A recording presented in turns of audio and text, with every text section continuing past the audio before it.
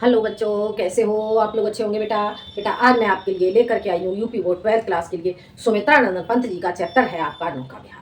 बेटा मैं आपको नौका विहार के अभ्यास प्रश्न करा रही थी और इसमें जो फर्स्ट पार्ट है, फर्स्ट पार्ट में आपको पहले ही बता चुकी हूँ। तो आज मैं आपको बताऊंगी नौका विहार के जो सेकेंड पार्ट है, सेकेंड पार्ट में अभ्यास प्रश्न। ठीक है बेटा, तो जान लेते हैं हम नौका विहार के अभ्यास प्रश्न का सेकेंड पार्ट। ठीक है, जो सुमित्रा नंदन कृत है, कौन है? सुमित्रा सुमित्रा नंदन सुमित्रा नंदन पंत। ठीक है, सुमित्रा नंदन पंत जी का चैप्टर है आपका नौका विहार। नौका विहार, ठीक है बेटा। और हम जानेंगे बेटा नौका विहार के अभ्यास प्रश्न। क्या जानेंगे? अभ्यास प्रश्न। ठीक है बेटा, तो हम नौका विहार के अभ्यास प्रश्न जानेंगे बेटा। इसमें बेटा मैं आपको जो फर्स्ट पार्ट पहले बता चुकी हूं और आज हम सेकंड पार्ट में जानेंगे गा खंड के अभ्यास प्रश्न। ठीक है, गा खंड है हमारा गा। ठीक है, तो गा खंड हमारा कहां से कहां तक लिया गया है? शांत से लेकर के मृदुल लहर। ठीक है, शांत शांत शांत से लेकर के ये हो जाएगा आपका मृदुल लहर।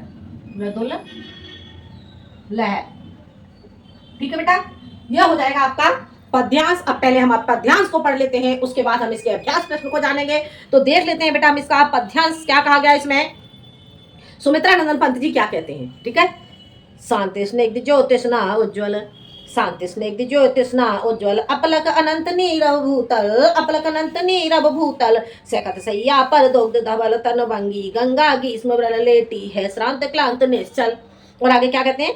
तापस बाला सी गंगा कलश से, मुख से दीपित मृदुल करतल लहरे और पर कोमल कुंतल, गोरे अंगों पर सिहर सिहर लहराता तार तरल सुंदर, चंचल अंचल सा नीलांबर, चंचल अंचल सा नीलांबर, साड़ी की सिकुड़न सी जिस पर सस की रेशमी विभा से बर सिमटी है बरतुल मृदुल लहर। ठीक है बेटा, ये हो जाता है आपका। तो अब जानेंगे बेटा हम इसके अभ्यास प्रश्न।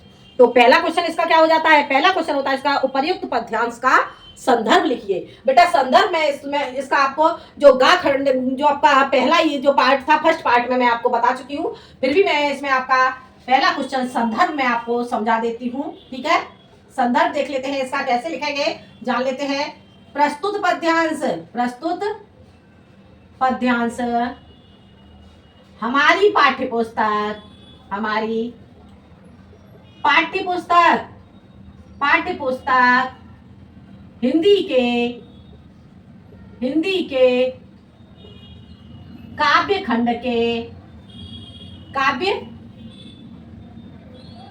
के सुमित्रा नंदन पंत कृत, सुमित्रा नंदन पंत कृत नौका विहार, नौका विहार शीर्षक से संग्रहित है, जो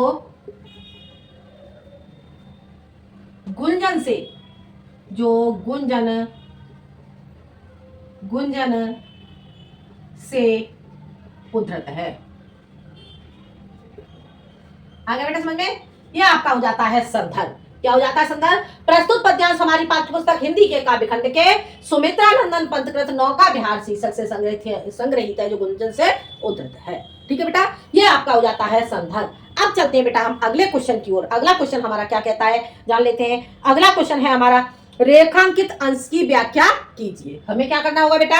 हमें रेखांकित अंश की व्याख्या करनी होगी। तो जानते हैं बेटा हम इसके बाद जो आपका सेकंड क्वेश्चन है रेखांकित अंश की व्याख्या। ठीक है, तो जान लेते हैं हम सेकंड क्वेश्चन। सेकंड प्रश्न का उत्तर आपका हो जाएगा रेखांकित अंश की व्याख्या, अंश की व्याख्या। ठीक है बेटा, रेखांकित अंश की व्याख्या। अब हमें रेखांकित अंश की व्याख्या करनी होगी बेटा, तो हम जान लेते हैं इसे हम कैसे करेंगे।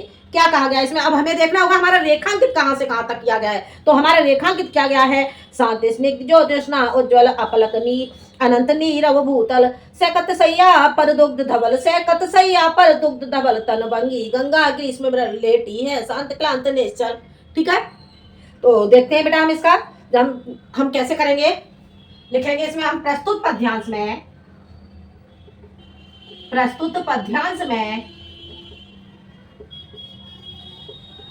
पंत जी कहते हैं कि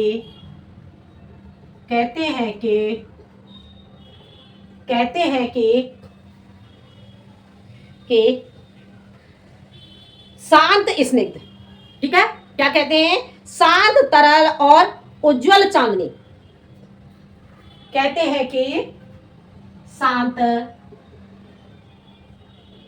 तरल और उज्जवल चांदनी फैली हुई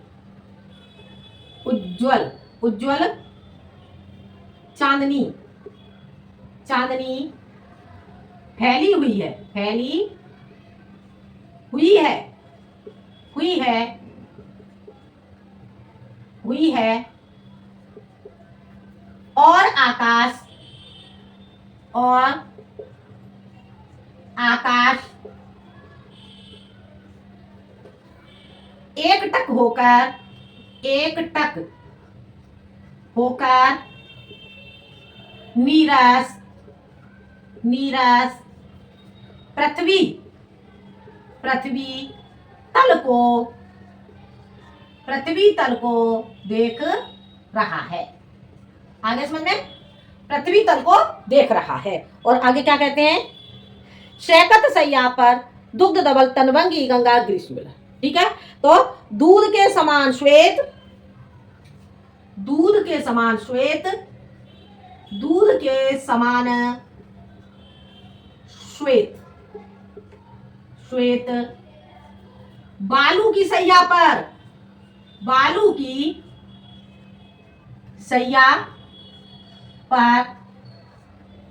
बालू की सैया पर क्या कहा गया आगे, बालू की सैया पर तनभंगी गंगा, पतली कमर वाली गंगा कम जल वाली होकर, बालू की सैया पर पतली कमर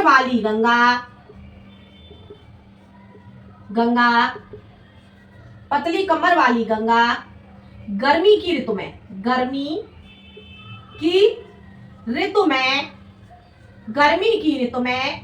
कम जल वाली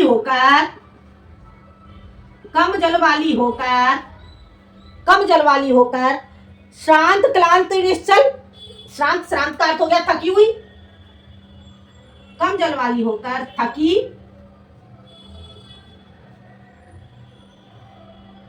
थकी हुई, दुखी तथा अचल अवस्था में, अचल भी कह सकते हैं इसे, दृढ़ भी कह सकते हैं। ठीक है बेटा, और इसे कैसा, शांत भी कह सकते हैं। निश्चल का अर्थ हो गया शांत। ठीक है, दुखी तथा अचल अवस्था में लेटी हुई है। आगे समझे, एक बार फिर से हम इसे देख लेते हैं। प्रस्तुत पद्यांश में पंत जी कहते हैं कि शांत तरल और उज्जवल चांदनी फैली हुई है और आकाश एकटक होकर नीरस पृथ्वी तल को देख रहा है। दूध के समान श्वेत बालू की सैया पर पतली कमर वाली गंगा गर्मी की ऋतु में कम जल वाली होकर थकी हुई, दुखी तथा अचल अवस्था में लेटी हुई है। अचल अवस्था में, बिल्कुल शांत अवस्था में। इस तरह से जो सुमित्रानंदन पंत जी हैं वो गंगा की जो कल्पना कर रहे हैं। ठीक है, गंगा का एक नायिका के रूप में कल्पना कर रहे हैं। आगे बेटा समझ में, तो अब देखते हैं बेटा हम अगला क्वेश्चन। ये रेखांकित अंश का अर्थ बेटा आपको समझ में आ गया होगा। अब देखते हैं हम अगला क्वेश्चन, हम जानेंगे बेटा अगला क्वेश्चन। इतना आपको समझ आ गया होगा। ठीक है, अगले क्वेश्चन में पंत जी क्या कहते हैं तो हम जान लेते हैं अगले क्वेश्चन को। देखो, ये हो जाएगा बेटा हमारा तीसरा क्वेश्चन। ठीक है, तीसरा क्वेश्चन हमारा क्या है देखते हैं प्रस्तुत पद पंक्तियों में किसका चित्रण किया गया है? ठीक है, तो प्रस्तुत पद पंक्तियों में किसका चित्रण किया गया है? तो इसका आंसर लिखेंगे प्रस्तुत पद पंक्तियों में, पद पंक्तियों में, प्रस्तुत पद पंक्तियों में किसका किसका चित्रण, प्रस्तुत पद पंक्तियों में किसका चित्रण किया गया है? तो इसका आंसर लिखेंगे प्रस्तुत पद पंक्तियों में गंगा का एक नायिका के रूप में, एक नायिका के रूप में, नायिका के रूप में चित्रण किया गया है, चित्रण किया गया है, किया गया है। आगे समझ में, प्रस्तुत पद पंक्तियों में गंगा का एक नायिका के रूप में चित्रण किया गया है। हो गया क्लियर? समझ आ गया बेटा? अगला क्वेश्चन हम देखते हैं, गंगा बालू के मध्य बहती हुई कैसी प्रतीत हो रही है? तो गंगा बालू के मध्य बहती हुई कैसी प्रतीत हो रही है? फोर्थ क्वेश्चन, इसका उत्तर बेटा हो जाएगा गंगा बालू के मध्य बहती हुई गंगा बालू के मध्य बहती हुई कैसी प्रतीत हो रही है? ठीक है, तो गंगा बालू के मध्य बहती हुई दूध के समान श्वेत, दूध के समान श्वेत, दूध के समान श्वेत प्रतीत हो रही है, प्रतीत हो रही है। आगे समझ में, गंगा बालू के मध्य बहती हुई दूध के समान श्वेत प्रतीत हो रही है। आगे बेटा समझ में इसका आंसर। अब चलते हैं हम अगले क्वेश्चन की ओर। अगला क्वेश्चन हमारा क्या है? श्रांत, क्लांत और निश्चल का आशय स्पष्ट कीजिए, यानी कि श्रांत, क्लांत और निश्चल का आशय स्पष्ट कीजिए। तो ये हो जाएगा हमारा अगला क्वेश्चन। श्रांत, श्रांत का अर्थ क्या हो जाएगा बेटा? श्रांत का अर्थ हो जाएगा बेटा दुखी। ठीक है, श्रांत का अर्थ हो जाएगा थकी हुई, थका हुआ, थका हुआ। आगे बेटा समझ में, थका हुआ। और क्लांत, क्लांत का अर्थ हो जाएगा बेटा, क्लांत का अर्थ हो जाएगा बेटा दुखी, दुखी। और अगला शब्द क्या था आपका? अगला शब्द क्या था बेटा आपका? निश्चल। ठीक है, निश्चल, निश्चल का अर्थ हो जाएगा बेटा आपका दृढ़ या अचल, अचल या शांत। ठीक है बेटा, ये हो जाता है आपका 5वां क्वेश्चन। ठीक है बेटा, तो ये जो गा खंड है, गा खंड के बेटा अभ्यास प्रश्न आपको समझ में आ गए होंगे। अब चलते हैं हम अगले पद खंड की ओर। ठीक है, अगला पद खंड हमारा देखते हैं बेटा हम। अगला पद खंड इसमें जान लेते हैं बेटा हम। इसका अगला पद खंड है आपका गा खंड। आपको समझ में आ गया होगा। और अब हम जानेंगे बेटा घा खंड। ठीक है, घा, घा खंड बेटा हम जान लेते हैं। घा खंड में क्या कहते हैं देखते हैं। चांदनी, चांदनी से लेकर के और ये आपका हो जाएगा सघन।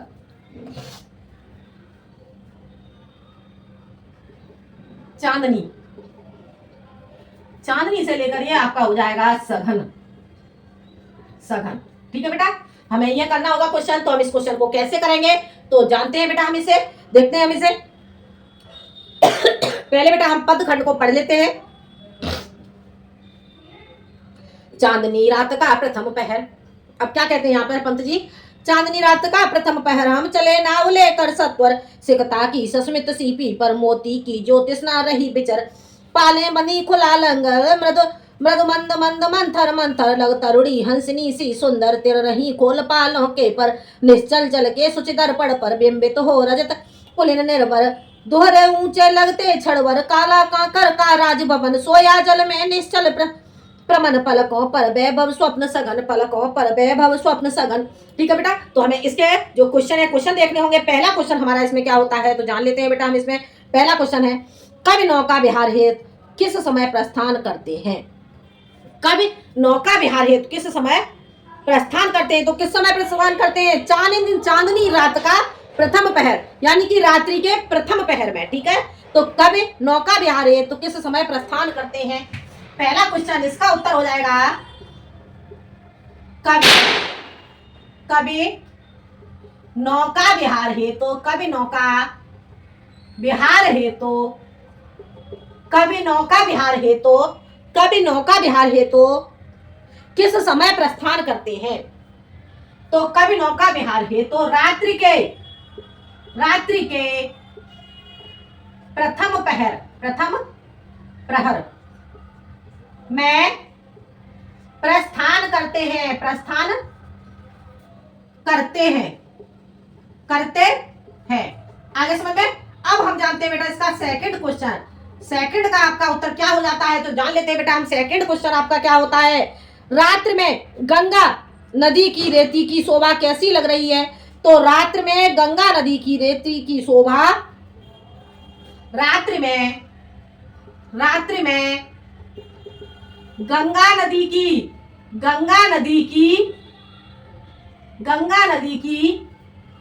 रेती की शोभा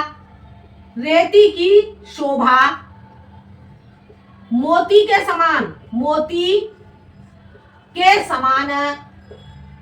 के समान लग रही है। आगे समझ में? रात्रि में गंगा नदी की, क्वेश्चन क्या था आपका? क्वेश्चन देख लेते हैं। रात्रि में गंगा नदी की रेती की शोभा कैसी लग रही है? तो रात्रि में गंगा नदी की रेती की शोभा मोती के समान लग रही है। आगे बेटा समझ में? अब देखते हैं हम अगला क्वेश्चन, थर्ड क्वेश्चन। तीसरा प्रश्न आपका क्या हो जाता है बेटा? तो हम इसका आंसर जान लेते हैं। क्या होगा बेटा तीसरा? लघु तरणे हंसिनी सी सुंदर में कौन सा अलंकार है? लघु तरणे हंसिनी सी सुंदर, ठीक है? लघु तरणे हंसिनी सी सुंदर, ठीक है? क्या क्वेश्चन था आपका? देख लेते हैं एक बार। क्या क्वेश्चन है आपका? लघु तरणे हंसिनी सी सुंदर में कौन सा अलंकार है? लघु तरणे हंसिनी सी सुंदर में उपमा अलंकार है। आगे बेटा समझ में? यह क्वेश्चन बेटा आपको समझ में आ गया होगा। अब चलते हैं हम अगले क्वेश्चन की ओर। अगला क्वेश्चन हमारा क्या हो जाता है? जानते हैं बेटा हम अगले क्वेश्चन को कैसे करेंगे? हम अगला क्वेश्चन देखते हैं। अगला क्वेश्चन हमारा क्या है? रेखांकित अंश की व्याख्या कीजिए। रेखांकित अंश की व्याख्या करनी होगी। तो बेटा हम रेखांकित अंश की व्याख्या कैसे करेंगे? तो जान लेते हैं बेटा हम रेखांकित अंश की व्याख्या, ठीक है? ये हमारा हो जाता है फोर्थ क्वेश्चन। ये क्वेश्चन बेटा आपको समझ में आ गए होंगे। तो हम देखते हैं अगला क्वेश्चन, रेखांकित अंश की व्याख्या, ठीक है? ये आपका हो जाता है फोर्थ क्वेश्चन, रेखांकित अंश की व्याख्या। रेखांकित अंश की व्याख्या। आगे समझ में? तो इसे हम कैसे करेंगे? प्रस्तुत पद्यांश में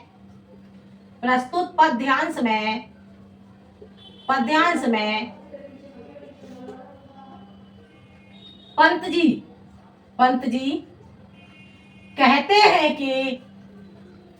कहते हैं कि प्रस्तुत पद्यांश में पंत जी कहते हैं कि क्या कहते हैं? अब हमें रेखांकित देखना है हमारा कहां से कहां तक किया गया है। तो रेखांकित हमारा किया गया है, काला कांकर का राजभवन सोया जल में निश्चल भ्रमर, पलकों पर वैभव स्वप्न सपन। तो प्रस्तुत पद्यांश में पंत जी कहते हैं कि गंगा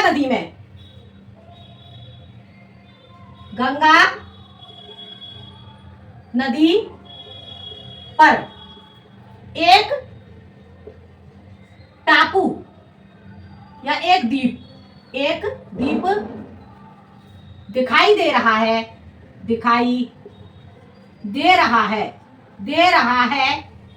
वह ऐसे प्रतीत हो रहा है जैसे कि मानो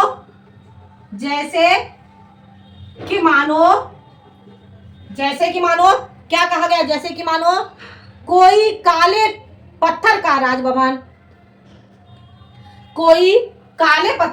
मानो कोई काले पत्थर का राजभवन राज, कोई काले पत्थर का राजभवन, क्या कहा गया, कोई काले पत्थर का राजभवन सोया जल में निश्चिंत प्रमन। ठीक है, तो कोई काले पत्थर का राजभवन जल में निश्चिंत प्रसन्न मन से, जल में निश्चिंत होकर, निश्चिंत होकर प्रसन्न मन से, प्रसन्न मन से अपने नेत्रों में, अपने नेत्रों में,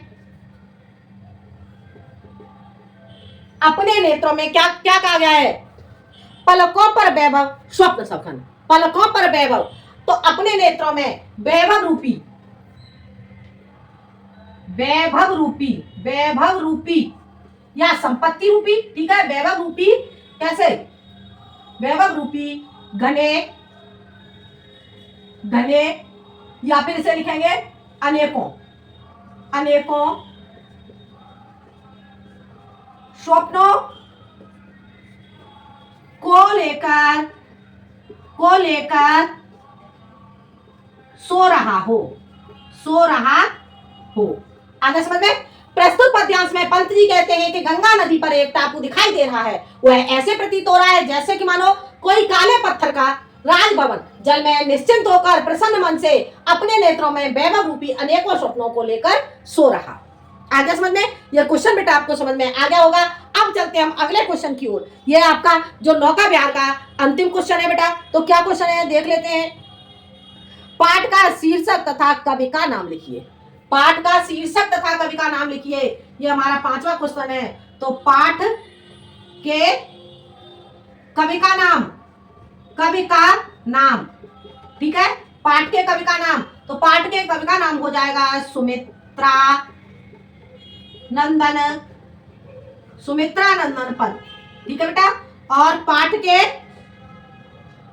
शीर्षक का नाम, शीर्षक का नाम, ठीक है, तो पाठ के शीर्षक का नाम आपका हो जाएगा बेटा नौका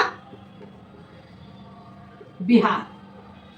आगे बेटा समझ में। तो ये था बेटा आपका सुमित्रा नंदन पंत जी का चैप्टर नौका विहार, ठीक है, नौका विहार के अभ्यास प्रश्न, नौका विहार के अभ्यास प्रश्न बेटा आपको समझ में आ गए होंगे। और अगले चैप्टर में मैं आपको समझाऊंगी परिवर्तन के अभ्यास प्रश्न, ठीक है बेटा। तो बेटा आपको वीडियो पसंद आए तो लाइक करें, शेयर करें और सब्सक्राइब करें। मिलते हैं अगले वीडियो में एक नए टॉपिक के साथ, जब तक के लिए धन्यवाद।